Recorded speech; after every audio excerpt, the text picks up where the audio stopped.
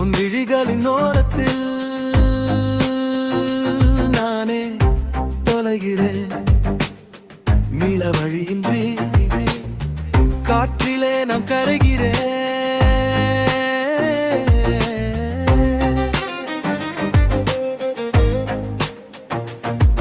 உன் கண்களை நான் கண்டதும் என்னையே நான் மறக்கிறேன். உன் விழிகளின் ஒரு துளி அதில் என் உலகம் முழுதும் அடங்குதே.